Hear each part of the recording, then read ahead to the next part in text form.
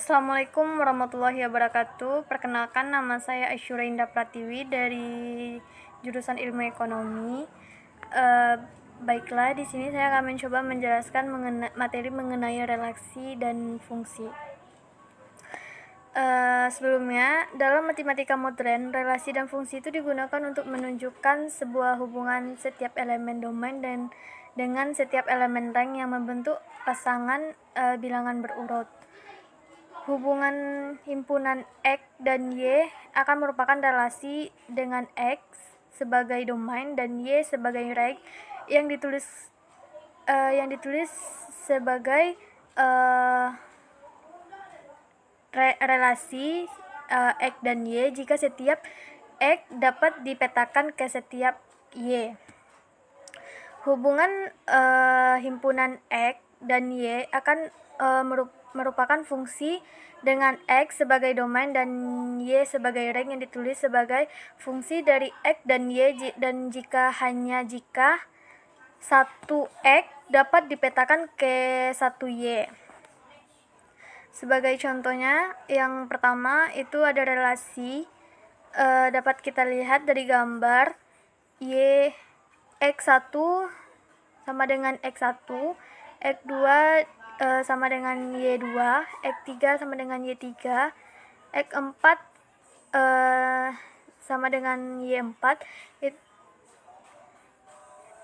Relasi X dan Y menghasilkan himpunan pasangan berurut.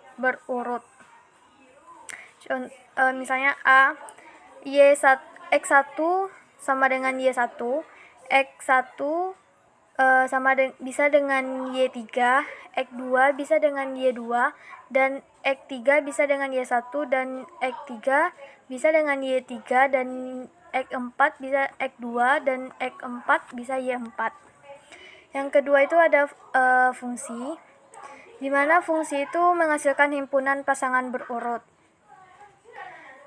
Dapat kita lihat dari contoh, itu X1 dengan Y1, X2 dengan Y2, X3 dengan Y3, X4 dengan Y4. Pembahasannya dalam matematika ekonomi, hubungan antara variabel ekonomi dinyatakan sebagai suatu fungsi. Misalnya, hubungan antara jumlah permintaan sejenis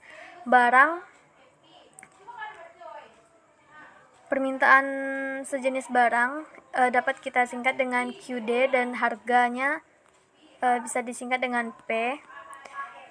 Jika harga QD sama dengan F per P, F dalam kurung P, hubungan antara pengeluaran konsumsi kita singkat dengan C, dan pendapatan Y, dan hubungan total cost kita singkat dengan TC, dan jumlah produksi kita singkat dengan Q. Yang kedua ada jenis-jenis fungsi. Berdasarkan bentuk operator dalam persamaan, jenis fungsi terdiri dari fungsi aljabar dan fungsi transenden. Fungsi aljabar itu adalah fungsi yang memuat operasi penjumlahan, pengurangan, perkalian, dan pembagian, penarikan akar, dan perpangkatan. Nah, yang kedua, fungsi aljabar dapat diklasifikasi menjadi fungsi rasional bulat, dan fungsi rasional pecahan, dan fungsi irasional. Yang ketiga, fungsi rasional bulat juga disebut sebagai fungsi polinom atau fungsi berpangkat banyak yang ditulis sebagai fx sama dengan A0 x pangkat n, dan A1 x n pangkat n kurang 1 ditambah A2 x pangkat n kurang pangkat n kurang 2, dan seterusnya, di mana n adalah bilangan bulat non negatif, dan A0, A1, A2 adalah bilangan real tidak sama dengan 0. Contohnya itu fungsi polinom berderajat 3, di mana fx sama dengan 3x pangkat 3 ditambah 5x pangkat 2 dikurang 2x dikurang 1, itu merupakan fungsi kubik. Dan contoh kedua, fungsi polinom berderajat 2 di mana f(x) sama dengan 9x kuadrat ditambah 3x dikurang 15 itu merupakan fungsi kuadrat. Dan yang ketiga, fungsi polinom berderajat 1 di mana f(x) sama dengan 75x ditambah 150 yang merupakan fungsi linear. Yang selanjutnya ada fungsi rasional pecahan di mana f(x) sama dengan ax pangkat 2 ditambah bx ditambah c per px pangkat 2 ditambah qx ditambah r. Itu contoh dari fungsi rasional pecahan. Fungsi irasional itu ada contoh di mana f(x) sama dengan akar dari 2x tambah 5 atau dituliskan f(x) sama dengan 2x tambah 5 per 1/2. Nah, yang kedua ada fungsi transender, yaitu fungsi non-aljabar. Contohnya seperti fungsi geometrik, contohnya seperti f(x) sama dengan 2 sin 3x tambah 12, fungsi logaritma. Berikutnya ada fungsi yang berdasarkan letak variabelnya, yaitu fungsi yang terdiri dari fungsi eksplisit dan fungsi implisit. Fungsi eksplisit itu adalah fungsi yang seluruh variabelnya dipisahkan oleh tanda sama dengan menjadi ruas kiri dan ruas kanan. Contohnya, y sama dengan 8x kuadrat ditambah 32. Dan fungsi implisit itu fungsi yang seluruh variabelnya terletak dalam ruas yang sama. Contohnya seperti y dikurang 8x kuadrat sama dengan 32. Berikutnya ada fungsi komposisi. Fungsi komposisi ini disebut juga sebagai fungsi majemuk, yaitu fungsi yang diperoleh dengan mensubstitusikan fungsi lain ke dalamnya. Jika diketahui y sama dengan f(x) dan x sama dengan gz, maka fungsi komposisinya adalah y sama dengan fg dalam kurung z. Seperti contohnya, jika f(x) sama dengan x kuadrat dikurang x dikurang 1 dan gx sama dengan x kurang 1, maka fungsi komposisi fgx adalah fgx sama dengan gx dalam kurung pangkat kurang gx kurang 1. X dikurang 1 pangkat dikurang x kurang 1 dalam kurung 1. Selanjutnya ada fungsi inverse. Fungsi inverse itu adalah fungsi yang diperoleh dengan mempertukarkan domain dan rank fungsi asal jika fungsi asal merupakan fungsi satu-satunya, dan jika fungsi asal adalah y sama dengan fx, maka fungsi inversenya adalah x sama dengan f aksen y dan x sama dengan f aksen fx. Contohnya, jika diketahui fungsi asal adalah fx sama dengan 2x kurang 1, maka fungsi inversenya adalah y sama dengan 2x dikurang 1 dan 2x sama dengan y tambah 1 dan x sama dengan y tambah 1 per 2 dan f aksen y sama dengan y tambah 1 per 2. Berikut ada fungsi linear. Yang pertama itu ada konstan dan variabel.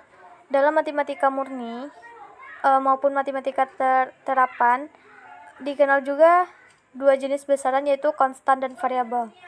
Konstan adalah besaran yang nilainya tetap, misalnya kayak fx sama dengan 4 dengan grafiknya sebagai berikut. Konstan terdiri dari konstan mutlak yang nilainya tidak bisa berubah sama sekali, misalnya dalam fx sama dengan 4, dan konstan parameter yang nilainya bisa berubah tergantung kondisi, misalnya fx sama dengan c. Yang kedua itu ada variabel. Variabel itu adalah besaran yang nilainya berubah-ubah. Misalnya fx sama dengan x tambah 4 dengan grafik seperti berikut. Berdasarkan nilainya, variabel terdiri dari variabel diskrit dan variabel kontinue. Di mana variabel diskrit itu variabel yang nilainya diperoleh dari hasil menghitung dan hanya dapat dinyatakan dengan bilangan bulat. Dan variabel kontinu itu adalah variabel yang nilainya diperoleh dari hasil mengukur dan dapat dinyatakan dengan bilangan bulat maupun bilangan desimal. Dalam persamaan garis lurus, X dan Y menunjukkan variabel, antara A dan B menunjukkan konstan parameter dan 1 menunjukkan konstan mutlak.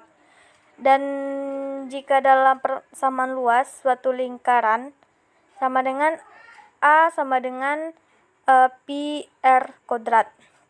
Pi menunjukkan konstan mutlak dan sedangkan A dan R menunjukkan variabel. Berikutnya ada aplikasi fungsi linear dalam bisnis ekonomi.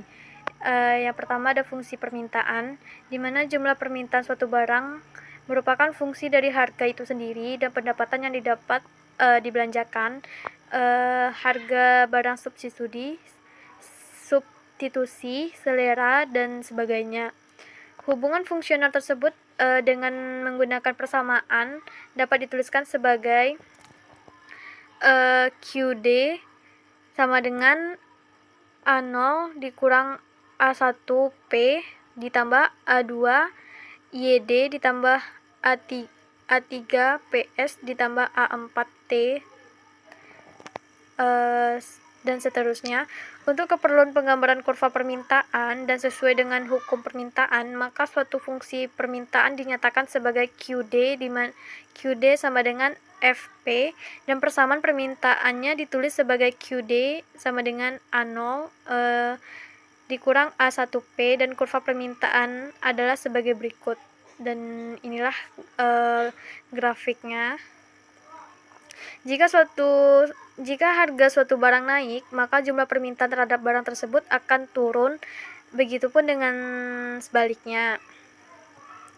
Berikut ada fungsi penawaran, di mana sebagaimana fungsi permintaan untuk keperluan penggambaran kurva penawaran dan sesuai dengan hukum penawaran, maka fungsi penawaran dinyatakan sebagai QS sama dengan FP dan persamaan penawarannya QS sama dengan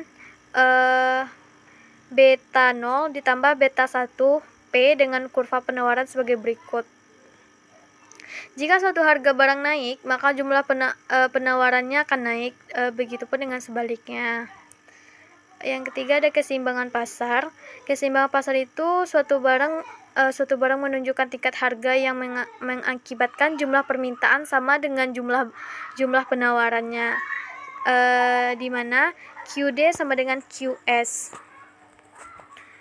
Secara grafik, keseimbangan pasar tercapai pada titik potong kurva permintaan dan kurva penawarannya. Pada titik E tercapai QD sama dengan QS sama dengan QE.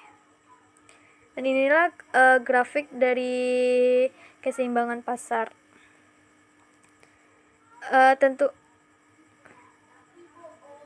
Selanjutnya ada pengaruh pajak dan subsidi terhadap keseimbangan pasar. Pengenaan pajak terhadap sejenis barang akan mengakibatkan harganya menjadi lebih mahal sehingga kurva penawaran akan bergeser ke kiri atas yang menghasilkan keseimbangan pasar yang baru. Begitupun sebaliknya, pemberian subsidi terhadap sejenis barang akan mengakibatkan harganya menjadi lebih murah sehingga kurva penawaran akan bergeser ke kanan bawah yang menghasilkan keseimbangan pasar yang baru. Seperti gambar kurva. Selanjutnya ada pengaruh pajak terhadap keseimbangan pasar, pengaruh subsidi terhadap keseimbangan pasar, di mana pajak itu merupakan pungutan yang ditarik pemerintah negara terhadap wajib pajak tanpa mendapatkan balas jasa langsung. Ada dua jenis pajak berdasarkan cara penarikannya, yaitu pajak langsung dan pajak tidak langsung. Pajak langsung itu pajak yang yang langsung dipungut dari wajib pajak tanpa pihak perantara seperti pajak penghasilan, pajak bumi dan pembangunan, dan pajak kekayaan, pajak kendaraan, dan pajak perusahaan dan sebagainya. Yang termasuk pajak yang tidak langsung adalah pajak yang tidak langsung dipungut dari wajib pajak, tapi melalui wajib pungut yang selanjutnya disetorkan kepada pemerintah negara seperti pajak pertambahan nilai, pajak penjualan, pajak tontonan, cukai, pajak bawang mewah dan sebagainya.